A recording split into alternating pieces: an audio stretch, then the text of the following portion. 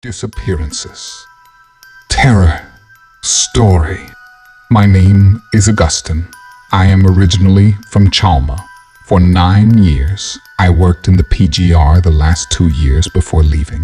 I was part of a group that worked together with GA and intelligence. That group was the first that worked together with GAFES. That's why I wasn't completely clear about how everything was going to be. As expected, the case we were going to work on was not a common one.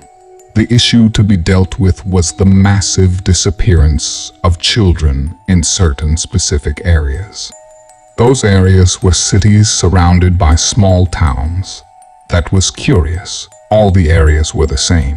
It did not happen in cities connected with other cities. To reach the different places of disappearances, it was necessary to go through at least one town.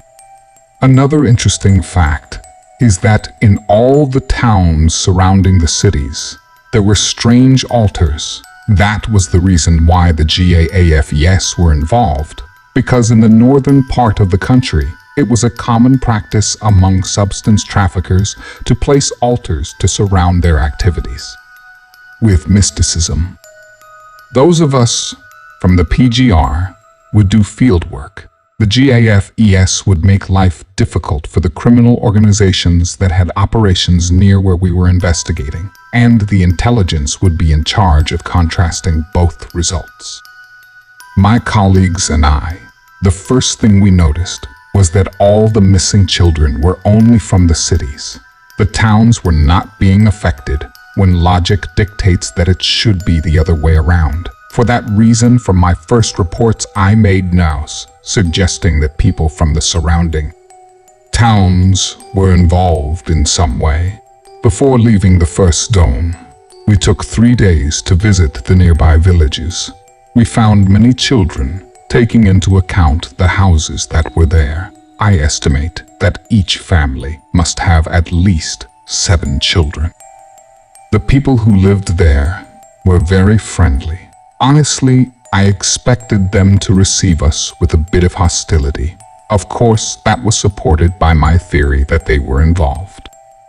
In the first villages, I decided not to get too close to the altars for 2 reasons. The first was because they were not the same. They did have several things in common, but they could be easily differentiated. And the second reason was that all the altars were protected by large dogs of different breeds. But when we were already leaving the last village of the first zone, I could not help it, and although my companions tried to stop me, I went to the altar of that village. The 3 dogs that guarded it began to bark at me and threatened to bite me, but the master of the house where the altar was located came out and calmed the dogs, then approached me to ask me what I needed.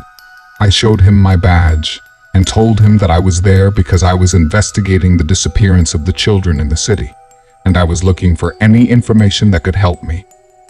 The man said he didn't know anything, but wished me luck in my work. Before I left, I asked him a question that would give me a lot of information about the altar without having to ask directly about the altar. My question was, do you believe that what is happening in the city could happen here?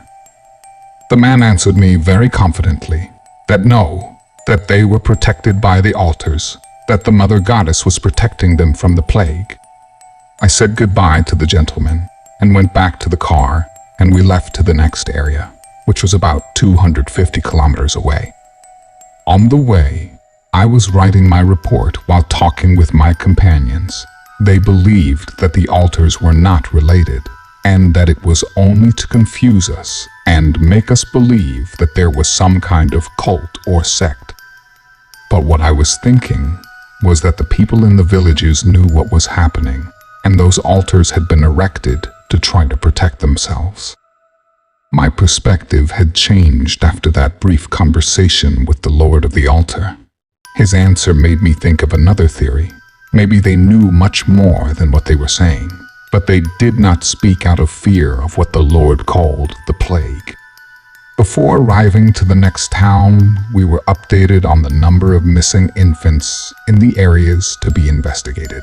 The figure was already 40. Once we arrived at our destination, we spread out to interview the affected families. In that city, there were 12 children who had disappeared.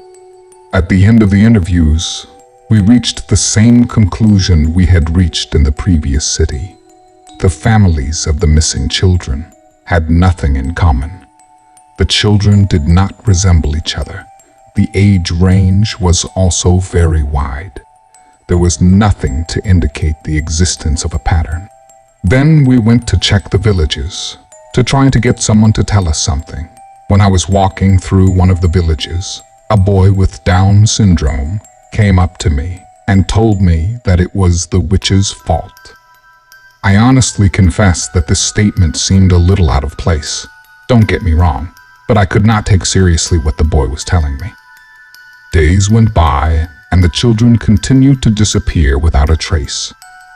The situation was getting quite tense, since the government was demanding answers. The press was very close to realizing it, and neither we nor GAFES had anything concrete. We were ordered to get answers, and if necessary, we were authorized to use old-school methods. After receiving such directions, we arrived at a village. My companions were older than me, and therefore had less friendly methods, so I asked them to let me try first. I went straight towards the house that had one of those weird altars outside. I was greeted by 5 very threatening black dogs. The owner of the house came out and yelled at me to get out of his house. I showed him my badge and my gun. I told him that if he didn't talk to me, my companions would come, and they wouldn't ask him, please. The gentleman allowed me to enter his house. Once inside, I told him that I just wanted to ask him a few questions. First, I asked him why so many towns had altars. He answered me that all those altars were to beg for the protection and mercy of the mother goddess Kotlikyu. The reason why the altars were not identical was because the mother goddess Kotlik had many different forms of manifesting herself, and each form was worshipped in a different way. Besides, not all the towns had the possibility to build an altar with the same materials. I was curious because everyone worshipped Kotlikyu, and I questioned him about it. The man told me that all the altars to the mother goddess Kotlikyu had been erected the day before the children began to disappear. The reason was that a witch appeared in all the towns and told them that if they set up the altars, they would be saved from the plague. I asked him how it was that the witch had visited so many villages. The gentleman repeated that the witch had appeared in the villages. It was not that she had arrived physically, but what had happened was that the witch had manifested herself using a spell. For several more minutes, I talked with the gentleman before returning to the vehicle with my companions. I told them and the intelligence people everything the master had told me about the altars and the witch, and also about the plague, which the master explained to me was a dark sorceress who was offering the children to the beings of darkness as part of a cycle of sacrifices that had been going on for hundreds of years. My companions scoffed a little and said that the intelligence would also scoff, but to our surprise, it was not so. The intelligence commented that the GAFES had also reported a woman nicknamed as the Plague. That woman seemed to be related to several criminal organizations. GAFES reported that this woman was allegedly located in Tula, and since I had reported that the villagers also mentioned her as responsible, now GAFES and we would meet in Tula to hunt down the plague. Arriving in Tula, we approached until we were 3 kilometers away. There, I and 4 GAFES went after the alleged sorceress, and the others stayed covering the access in case the criminals came to her aid. We walked along a narrow path that went up a hill, and finally we had a house in sight. It was not a big house. We decided to go around the house, and in the back we found some closed barrels. When we opened them, we got a terrible surprise. There were children floating in an amber-colored liquid. Children were dead. Disappearances. Horror story. It was the only proof we needed to take this woman. We entered through both doors, so that there was no possibility of her escaping.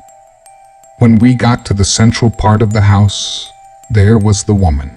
She was an old woman with gray hair. She was wearing a purple robe and was doing something with some candles. But we stopped her before she continued. The GAFES interrogated her so that she would confess what she had done with all the other children. But in spite of the energetic ways of the GAFES, the sorceress never said a word. We informed intelligence, and they gave us the order to liquidate her. Thank you for joining us for this spine-tingling story. We hope you found it both thrilling and thought-provoking. If you enjoyed this video, please consider participating in our channel by subscribing, liking, and sharing it with your friends. Your support goes a long way in helping us create more engaging content for you. Goodbye, and may you always tread carefully in the world of the unknown.